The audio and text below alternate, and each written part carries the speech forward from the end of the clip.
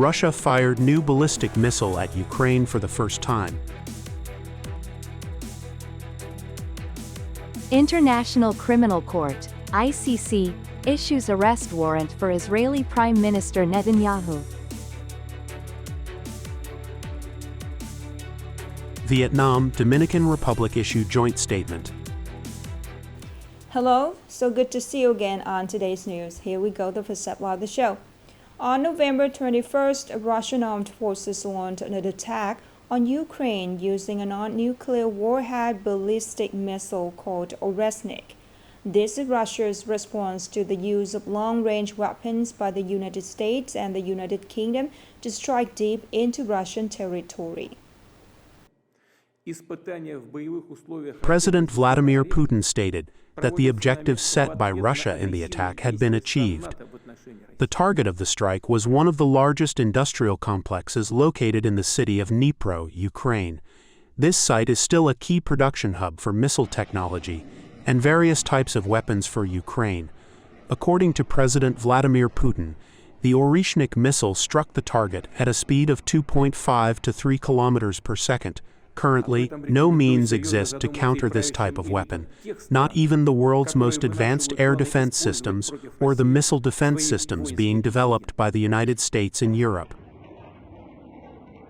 The International Criminal Court, or ICC, recently issued arrest warrants for Israeli Prime Minister Benjamin Netanyahu and former Defense Minister Yoav Gallant for war crimes and crimes against humanity.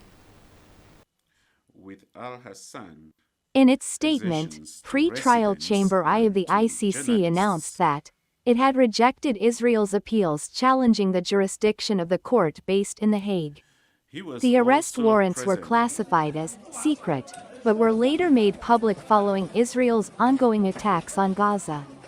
All 124 member states of the Rome Statute, the treaty that established the International Criminal Court, are now obligated to arrest individuals sought by the court and surrender them to the ICC in The Hague. For its part, Israeli officials strongly condemned the arrest warrants issued by the ICC. Meanwhile, the United States expressed concern that the court's prosecutor acted hastily in issuing the warrants and criticized the process leading to the court's decision. As part of his official visit to the Dominican Republic from November 19 to 21st, the Prime Minister of Vietnam and the President of the Dominican Republic issued a joint statement to outline the direction for developing the relationship between Vietnam and the Dominican Republic. In the joint statement, the two countries emphasized the potential for cooperation in key areas such as trade, manufacturing, investment, agriculture, energy, telecommunications, digital transformation, construction, education and training, culture, and tourism.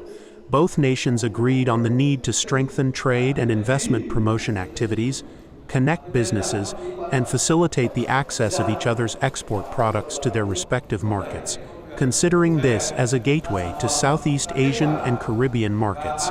Vietnam and the Dominican Republic reaffirmed their commitment to promoting multilateralism and the central role of the United Nations, respecting international law, and expanding cooperation and mutual support in international organizations and multilateral forums, of which both countries are members. Upcoming are some updated news. This morning, on behalf of the government, Deputy Prime Minister Latan Long presented a summary of the draft revised law on special consumption tax. The proposal includes subjecting sugary beverages with more than 5 grams of sugar per 100 milliliters to the special consumption tax, as well as increasing tax rates on alcohol and beer to raise their retail prices. The proposed increase is expected to be at least 10%, in line with recommendations from the World Health Organization. According to the government, the gradual tax increases on these products from 2026 to 2030 will reduce consumers' purchasing power, thereby decreasing consumption and mitigating the harmful effects of alcohol and beer abuse.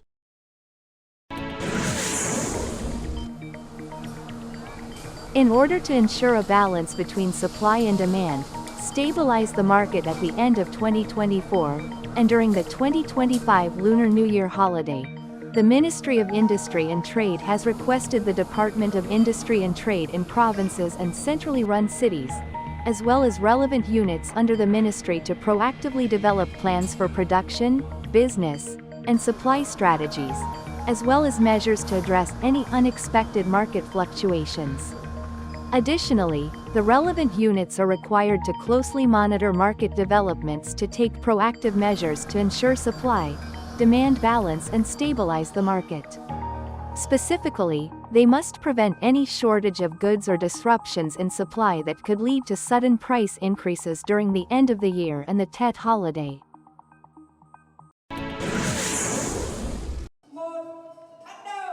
On the occasion of Vietnam's Cultural Heritage Day, November 23rd, and the 10th anniversary of the recognition of Vietnam folk songs of Nghe, Tin as an intangible cultural heritage of humanity by UNESCO, many meaningful activities began today in Vinh City. At the Nghe Museum, the exhibition named Phu Tho Nghe An, Connection of Heritage Region, is being held on a large scale, featuring over 200 images, artifacts, and documents related to two themes: the worship of the Hung kings, and Phu Tho Zoan singing, and Vietnam folk songs of Nghe Tin. The exhibits recreate the formation and development of these three intangible cultural heritages, contributing to raising awareness of the preservation and promotion of heritage values. The related cultural activities are open to the public free of charge until November 26th.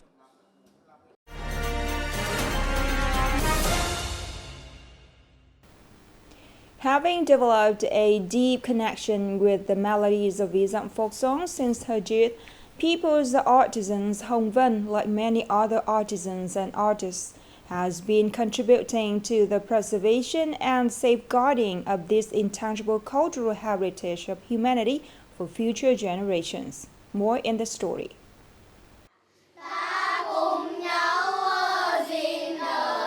This free Vietnam folk singing class taught by People's Artisan Hong Van in Ngoc Sun Commune, Thanh Truyen District, has been held regularly for over 10 years. Most of the students come from various communes within the district and share a great passion for Vietnam folk music.